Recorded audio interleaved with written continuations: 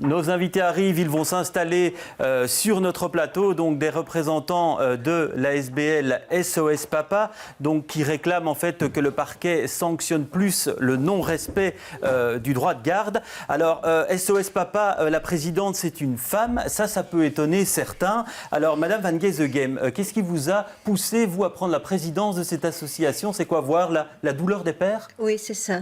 Ouais. C'est ça, parce qu'au début, je faisais comme beaucoup de femmes, je portais plainte contre mon ex et tout ça. Et puis quand j'ai vu que mes enfants en subissaient, j'ai arrêté d'embêter mon ex-mari. Alors, Vincenzo Semeraro, donc la manifestation de ce matin, c'était pour dénoncer le non-respect du droit de garde et surtout qu'il n'y a pas de sanction. Est-ce que vous avez une idée aujourd'hui du nombre de personnes qui ne respectent pas le droit de garde ? En décembre dernier, nous avons manifesté devant le cabinet de la ministre Madame Turtelbaum et nous lui avons demandé certains chiffres qui nous ont été fait parvenir. Et les chiffres sont les suivants, c'est que en 2011, le nombre de dossiers introduits pour non-présentation d'enfants se situe aux environs de 21 000. Le parquet, il faut savoir que le parquet réagit seulement après 3, 4, 5. Nous pensons que le parquet réagit après une dizaine de plaintes, d'après les informations que nous avons des papas qui nous appellent. Oui. Ce qui veut dire qu'en Belgique, on peut estimer qu'il y a 200 000 plaintes dans le royaume. Oui. Alors pour vous, donc, le parquet devrait réagir beaucoup plus tôt. Mais finalement, un non-respect, qu'est-ce que ça entraîne en fait pour l'enfant, un non-respect du droit de garde, s'il se répète ? S'il se répète, à un moment donné, il va perdre le contact avec le parent qu'il ne voit plus, et souvent le papa.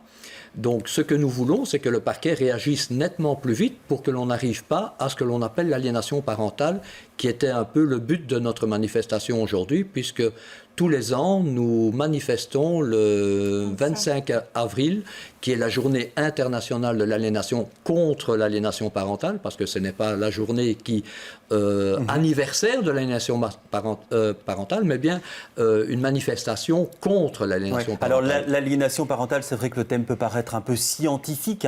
Très concrètement, ça veut dire quoi en fait, si vous pouviez résumer en quelques secondes? L'aliénation parentale, c'est l'enfant qui, pour une raison non objective, va rejeter un de ses parents, souvent le parent qu'il ne voit plus, par un effet de ce qu'on appelle de loyauté envers le parent de référence, qui est souvent le parent gardien en hébergement principal. Ouais. Lorsqu'on a l'hébergement égalitaire...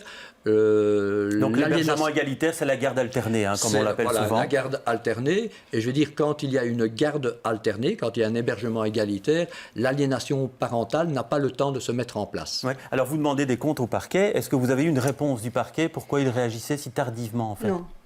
Non, pourtant il y a une loi qui existe, et parce que normalement, la personne qui refuse de donner l'enfant à l'autre parent, normalement il a 1 500 € d'amende à payer et 1 an de prison.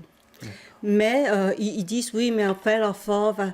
Mais si on explique à un enfant que quand il est puni, quand il fait une bêtise, il est puni, que la maman serait punie aussi, ou le papa, ça dépend qui fait. Donc on peut imaginer que c'est l'engorgement du parquet, des parquets de jeunesse, mais vous n'avez pas eu de réponse sur cette question-là. Non, nous n'avons pas de réponse et nous avons demandé effectivement de pouvoir connaître ce qu'on appelle la répartition des différents jugements et pour l'instant, le parquet n'est pas capable de nous donner ces chiffres. Donc qu'est-ce que ça veut dire? Ça veut dire exactement quelle est la répartition des hébergements principaux donnés aux parents, que ce soit le papa ou la maman, ou quelle est la répartition des hébergements égalitaires dans la proportion des demandes d'autorité parentale. Alors, une de vos revendications auparavant, c'était la garde alternée.